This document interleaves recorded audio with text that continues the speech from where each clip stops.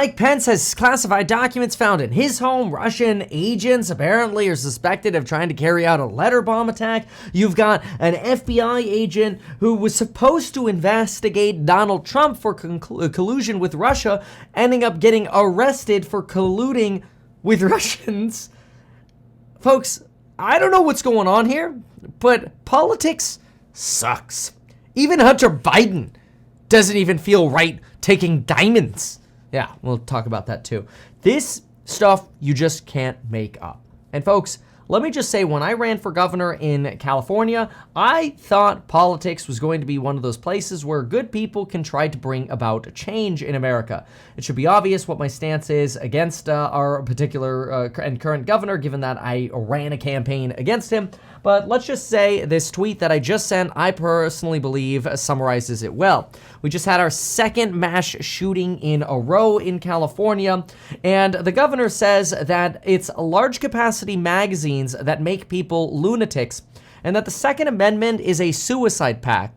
Completely ignoring the fact that if you want mental health treatment in California, you have to wait 6 months unless you're rich. We don't do financial education at our schools, so people are poor and depressed. There's no mental education in our schools, so nobody wants to talk about it because mental education is stigmatized. And the government would rather our governor would rather spend us into a deficit of over $20 billion currently estimated, which could grow, thanks to stimulus checks that he sent to people making up to $500,000 in the same household. That's absolutely nuts. And it's ludicrous. It seems like politics has come down to, let's just point the finger at anyone but ourselves, and let's not take accountability for the fact that our government is screwed up and there are so many improvements that need to be made. And people sometimes say, Kevin, why don't you try to do something about it? That's why I ran for governor. And maybe I will one day again in the future. Not anytime soon. I got a lot of other projects. Maybe when I'm older, because everybody made fun of me as being too young. I guess you can't run for governor when you're 29, and now I'm 30. It's just close enough.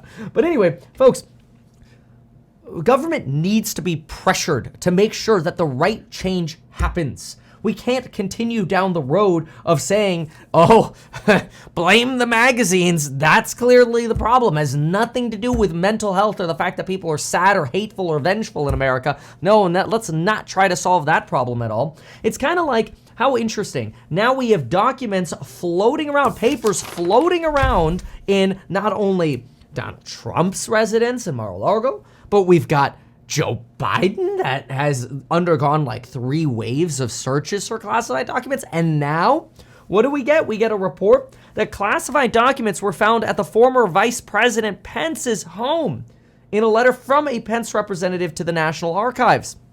To me, it seems like the government is so broken that even within the White House, doesn't even matter what political party you're a part of, even within the White House, they'll look at you and say, hey, you know what? Want some classified documents? Here you go. Don't mind the fact that other people with top secret security clearances have to go into sterile rooms and read classified documents through plexiglass boxes to make sure they don't leave with those documents. Don't mind the fact that the hardworking people working for the American bureaucracy actually try their best, yet when it comes to the White House, doesn't again matter what party you're in, it's just an SH9T show. Cheers to that. Now, cheers not to this. Apparently, Russian agents suspected of directing a white supremacist group to carry out a letter bomb were discovered in a campaign that originated from Spain. Targets of the campaign were the Prime Minister, Defense Minister, and foreign diplomat. No one was killed, but an employee of the Ukrainian embassy was injured. Investigators focusing on the Russian imperial movement, a radical movement with members across Europe, are deepening their investigations, suggesting that right now there are no signs that Moscow is trying to expand attacks throughout the European region, but certainly sending some shivers through the spines of individuals in Europe. Though then again, there are those on the other side that say, well, the Ukrainians are planting that themselves so that the Europeans will send more tanks. Because first, the United States and United Kingdom have agreed to send armored personnel carriers along with France. These are more of your quick and agile, and by that I mean like 30-mile-an-hour caps on speeds, armored personnel carriers that are really designed to move infantry safely around battlefields. and they can help in urban warfare where, let's say, you drive an armored personnel carrier into city streets and there's an enemy behind a building. At least when you drive by and start taking fire, you have some armor, hence armored personnel carrier.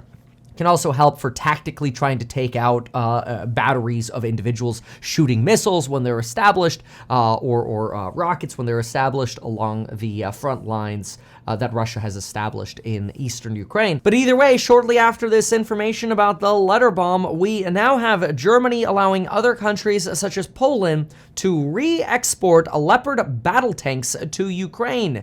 Leopard battle tanks are substantially stronger and much more capable of actually invading rather than just operating reconnaissance or defense. These are substantially stronger, more expensive, more firepower battle tanks is what they are. They're not just personnel carriers, they are battle tanks designed to destroy and attack.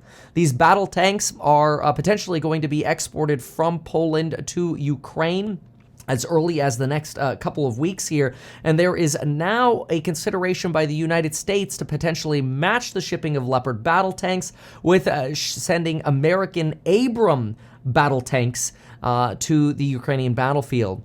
There are some who say this is all thanks to the letter bomb, which again some say was planted by Ukrainians and others say no, it's just Russian extremism. But either way, concerns are mounting that the closeness we are getting to World War III is rising. Some make the argument that if we have battle tanks and offensive military equipment, such as F-16 fighter jets, which the Netherlands are now considering sending to Ukraine, the more we have offensive battle equipment, such as Abrams, Leopards, and F-16 fighter jets, the more Ukraine could not only mount an offensive to take over the eastern region of Ukraine, but could potentially then roll over into actual Russian territory, which some say might lead to a nuclear-style response from Putin. Many others argue, why would he do that on his own territory? But he doesn't necessarily have to. He could launch such attacks within Ukraine, past where potentially the frontline battles are taking place, and we could see the start of a nuclear style of warfare in Ukraine if Vladimir Putin were to escalate the situation in response to an escalation or attack by Ukraine. Now, many say there's no way he's going to do that. That would guarantee complete destruction of Ukraine as potentially we enter a World War III and the United States and Russia and China and potentially other countries have to duke it out. I think this is a little bit more of a doomsday scenario. But what we do know is that tensions are rising. There is a reason Republicans want to reduce military defense spending by $70 to $80 billion. It is to reduce the supplying of weapons to Ukraine and reduce that potential of a World War III. Now, this is kind of weird because usually it's Republicans who actually want more spending on the military-industrial complex, not less. And in this case, roles have reversed. But I'll tell you, when it comes to talking about role reversal, there's nothing more weird than the fact that an FBI agent who was once a high-level FBI agent with an over 22-year tenure at the FBI being arrested and charged with working with a sanctioned Russian oligarch. Apparently, Charles McConigal, a former top FBI counterintelligence official who was involved in the Trump-Russia collusion investigation, has been charged with conspiring to violate U.S. sanctions on Russians. We actually have the indictment against this individual. This is the actual indictment as it was released, and it shows here that a Russian oligarch essentially got the FBI agent, Mr. McGonigal, and another individual, a Russian interpreter, to help investigate a rival of the Russian oligarch in return for concealed payments.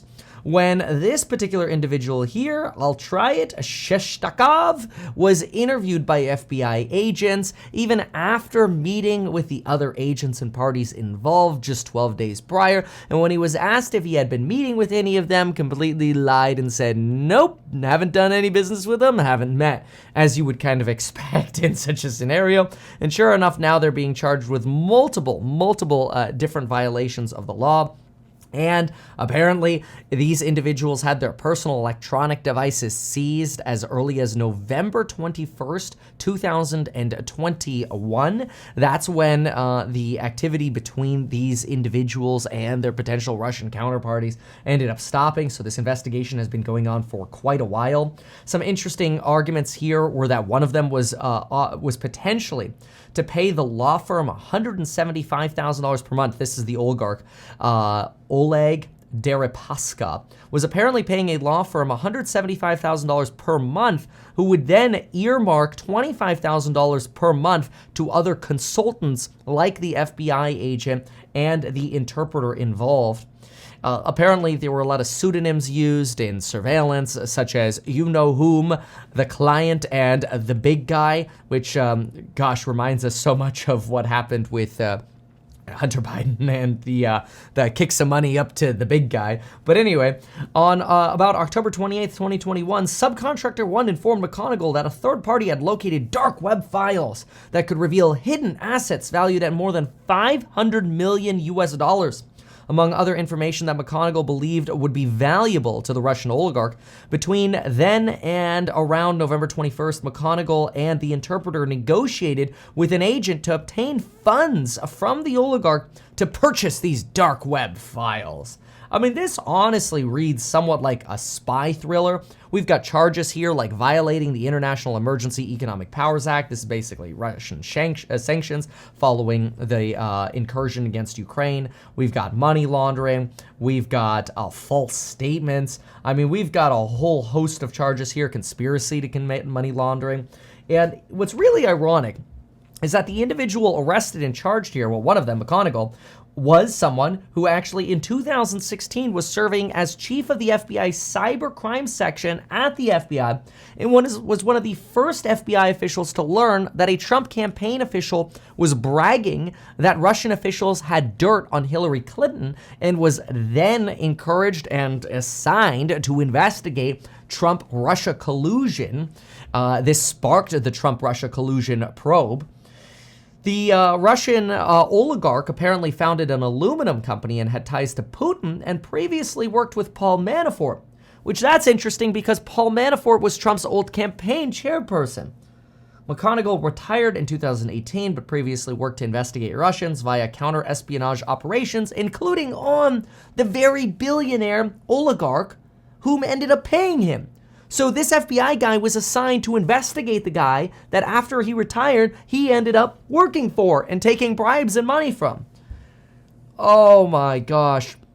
You just cannot make this up. And what's really crazy is just the amount of shocking, the shocking number of right-wing conspiracies that ended up, having at least like some meat, or honestly just being completely true to them. For example, FBI spying on Trump and spreading misinformation about the Russian interference on media platforms. We knew this from the Twitter files, right? You have Democrats believing the Hunter Biden story was a fake, and anybody who talked about it was a conspiracy theorist. Well, obviously we know that there was an orchestrated campaign to try to bury the Hunter Biden laptop story. We do know that Facebook and Twitter did censor accurate questions and scientific debate and discussion about COVID. We also know that secret blacklists were designed to censor and deplatform people with a disfavorable voice, especially against Big Pharma. The Wall Street Journal, just 2 days ago, and I made a video about this, put out an entire piece citing studies and evidence over why Big Pharma is actually rigging the latest vaccine booster data on BA4 and BA5 Omicron to manipulate individuals to believe that it is indeed safe and effective, when the CDC themselves first in August says, yeah, it's approved, it's safe and effective, let's go for it. Then a month later, quietly posts a study going, dang, it's only 22 to 43% effective, which is actually less than the 55+% efficacy you would ordinarily require for a vaccine. Yet the CDC sticking with the idea that these are safe and effective. It's just, and we don't even need to talk about safe, okay? That's a whole separate video, but the effective, this is just ludicrous. We also know that the media censoring any views about vaccines frequently gets censored. We know that Elon taking control of Twitter exposed the control the FBI had on Twitter. And so let's just say you've got some crazy things that go on in politics. It's like crazy. I mean, here's a Zero Hedge article, which we know Zero Hedge has definitely a right tilt, but I mean, look at some of this. National security concerns over Joe Biden's classified document scandal just got worse. 2 reports have emerged which place Hunter Biden at Biden's residence, where he was raking in millions of dollars from a Chinese Communist Party linked business dealings. Okay, we got to break that down a little bit. So basically, we know that the Biden administration has been embarrassed about the discovery of classified documents in the garage of Biden's home. This is next to Biden's Corvette, which that comes up because Biden's like, well, the garage is locked. Meanwhile, we know that Donald Trump apparently had these classified documents in a locked safe at Mar-a-Lago, apparently safer than Joe Biden's classified documents, but apparently there have also been 3 rounds of searches through Joe Biden's documents, and the difference, at least that's being argued by Dems, is that, hey, Joe Biden's cooperating. They're inviting him in. Now we're seeing the same thing at Mike Pence's offices. Again, this whole document thing is just ridiculous because it just shows how loosey-goosey the whole White House is, no matter what party you are. And again, my goal in this video is not to make it seem like, oh, I'm a lefty or I'm a righty. I'm trying to be an American in the middle going, what the fuck? Like, what is going on? That's it. This is nuts. And so, what do we have about Hunter Biden? Well, apparently when Hunter Biden was filling out a background check, he listed his rent as $49,910. That was the amount of the security deposit and apparently 6 months of rent for an office space at House of Sweden in D.C., which apparently, based on photo metadata, was basically Joe Biden's home, where all of a sudden these classified documents were discovered, and Joe Biden's son Hunter has been associated with a couple individuals of questionable background. For example, there's a Patrick Ho and Yi Jianming. Patrick Ho is apparently an official who was later charged in the United States in connection with a multi-million-dollar scheme to bribe leaders from Chad and Uganda. This is a Chinese official. And through a retainer agreement in a newly uncovered document, apparently there were signatures from both Hunter Biden and Ho, who was later convicted and sentenced to 3 years in prison, per the Washington Post. And then you've got Yi, who was the chairman of the CEFC. He was described as a partner. This is a Chinese energy company, CEFC China Energy, a Chinese conglomerate. That was a pretty big private company. It was among the 10 largest private companies in 2014, listed in 2017 as number 222 on the Global Fortune 500 list. However, it declared bankruptcy. And apparently the company used a complex web of affiliated companies to put together fake deals and bank loans, facilitating an aggressive expansion. Anyway, Yi was detained in China in mid-Feb 2018 and hasn't been heard from since. Somehow, Hunter Biden is connected with these individuals. Apparently, in early 2017, Hunter met with a CEFC chairperson, that's Mr. Yi, in Miami, where allegedly Hunter Biden received a diamond worth about $80,000. Last year, Hunter Biden told The New Yorker that Yi was in fact the one who gave him the diamond following an introductory meeting in Miami, and his divorce from his first wife. Hunter claimed that he gave the diamond to 2 unidentified associates who also gathered at the dinner, saying, "I knew it wasn't a good idea to take it. It just felt like it was weird, or I just felt like it was weird." Anyway, apparently the dinner had to do with a natural gas joint venture in Louisiana that ended up falling apart for this energy company. You've got Hunter's ex-wife apparently discovering that Hunter obtained the diamond and sent the divorce attorney involved in the divorce case the information related to the discovery of this diamond, which that ended up leading to some more information about the diamond. Again, there's some metadata from photos on Hunter Biden's laptop showing that he lied about not having the diamond and that he had it in Wilmington, and that the current location of it is not very clear. But the photos are the most concrete evidence that Hunter Biden potentially had access to classified documents while negotiating with a Chinese energy company that let's just say, had some shady characters involved in it, and there are pictures like this one showing that Hunter Biden was present. Again, oftentimes you take a picture now on your phone, the geolocation of those is preserved, and laptops obviously can read that sort of information, or so can your phone. Now, even though some of these pictures were taken before Joe Biden's presidency, some of the recent document findings show that Joe Biden actually had classified documents from back when he was in the Senate, which means that while Hunter Biden was at the house of Joe Biden, it is possible that Hunter Biden had access to classified documents that Joe Biden supposedly wasn't supposed to have, but still had at his home from the time he was in the Senate. Now, bottom line out of all of this, apparently people need to get off of paper. I'm a big fan of like Google Drive, hashtag not sponsored, just like get off of paper. If you don't have paper floating around, it's a lot harder to lose papers and store papers. Obviously, things could get hacked. We know that. There's cybersecurity policies that should be implemented. I think they're a little bit easier to follow than paper. But boy, all of this political stuff is just such a mess and a disaster, and it kind of just disgusts me about government. And it's really, to me, exhausting. That's how I feel about it. I feel exhausted. I don't know about you. Let me know in the comments down below how you feel about it all, and we'll see you in the next one.